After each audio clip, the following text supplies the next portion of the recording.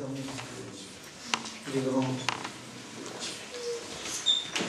Ce matin, nous allons lire ensemble dans la deuxième épître de l'apôtre Pierre, la deuxième épître de Pierre, au chapitre 1er, et du verset 5 au verset 7. 2 Pierre 1, 5 à 7.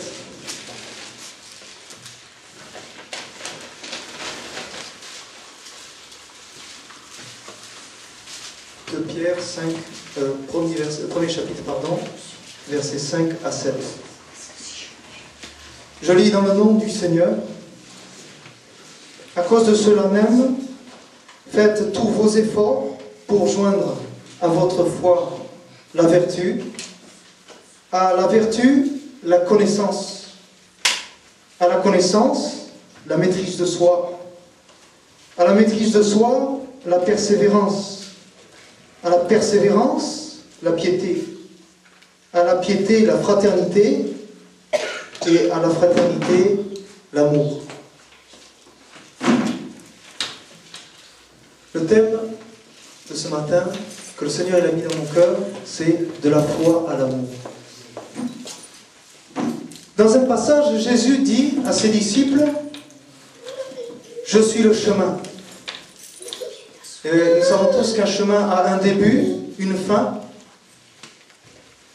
Et pour aller du début à la fin, eh bien, il y a des efforts à faire. Et ici, le chemin nous est détaillé. Ce chemin, c'est Jésus. Jésus, c'est de la foi à l'amour.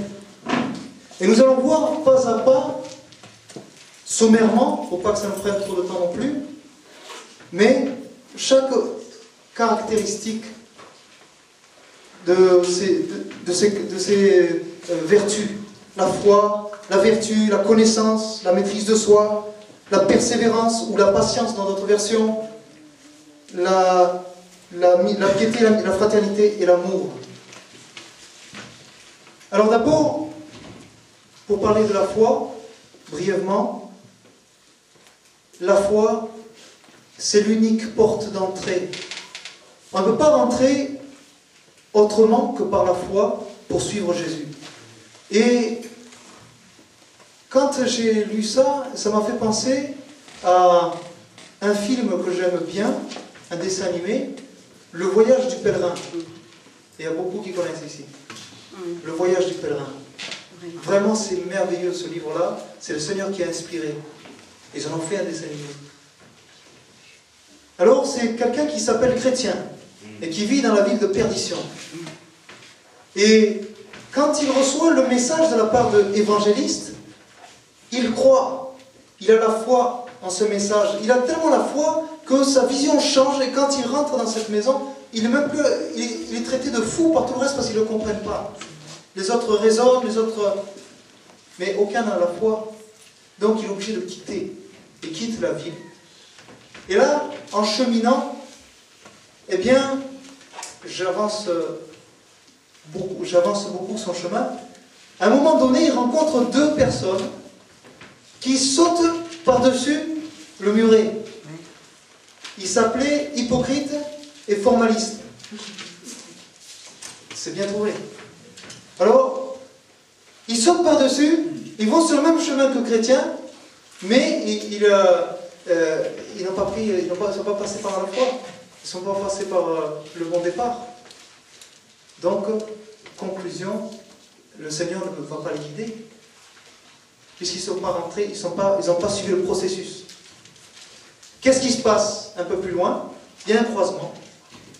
Alors que chrétien continue tout droit, formaliste, lui, il prend la forêt de la perdition, et hypocrite tombe dans un ravin. Il prend à droite, et l'autre il prend à gauche. Tout ça pour dire que nous savons, sans la foi, on ne peut pas commencer à rentrer dans la connaissance de Dieu. On ne peut pas passer par l'intelligence pour entrer dans la connaissance de Dieu. Bien sûr, après le Seigneur s'en sert, mais on ne peut pas rentrer pour s'émerveiller comme la Bible l'appelle, des écluses des cieux, la source.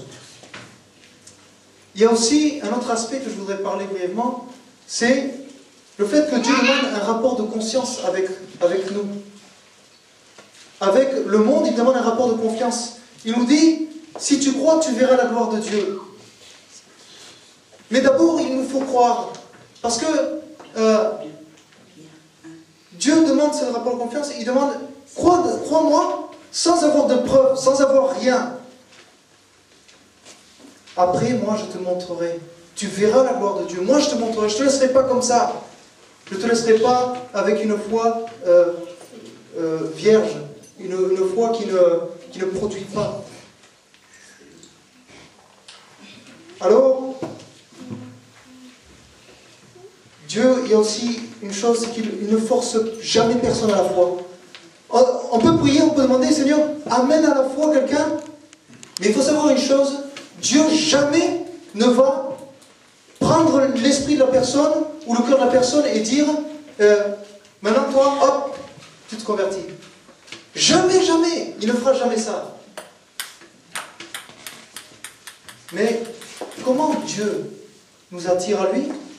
Eh bien, c'est le dernier point de l'arrivée de ce chemin, l'amour. Il n'utilise que l'amour, parce qu'il respecte sa création. Il nous respecte totalement. Donc on a une volonté nous-mêmes à mettre en action. Combien ne sont pas touchés lorsqu'on donne de l'amour à quelqu'un?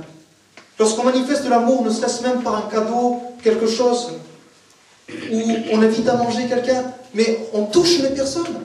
Il n'y a pas si longtemps que ça, je disais à un de nous, vous savez, les langues, c'est bien d'apprendre les langues aussi, parce que quand on parle à l'étranger, et nous qui sommes français, ou qui parlent français, eh bien, la personne elle est de suite touchée. C'est comme si elle ouvre son cœur comme ça.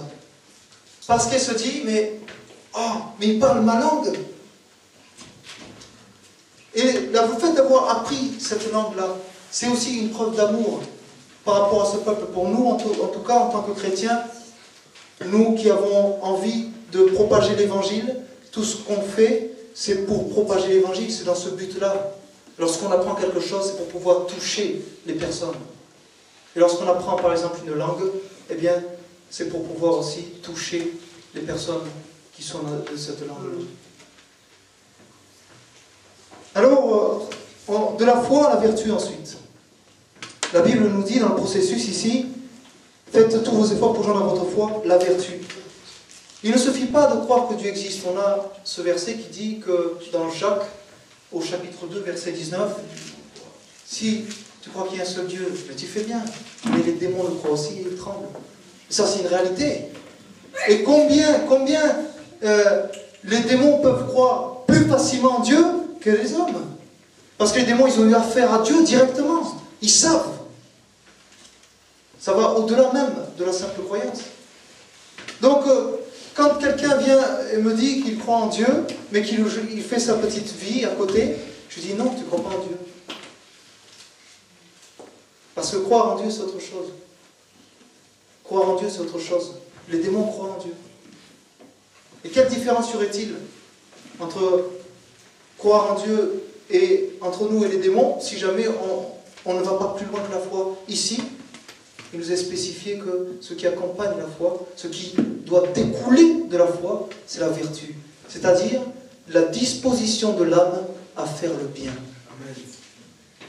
Quand on croit en Jésus, on a envie de faire le bien. On a envie de changer de vie. On a envie de changer de vision. On a envie de grandir avec le Seigneur. Ça, c'est la vraie foi. Elle amène à avoir envie de faire le bien. Et qu'est-ce que avoir envie de faire le bien, sinon que d'obéir à ses commandements?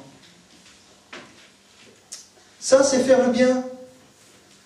Se soumettre à la parole de Dieu. Alors continuons de nous soumettre à ce processus que le Seigneur nous a donné pour nous éclairer.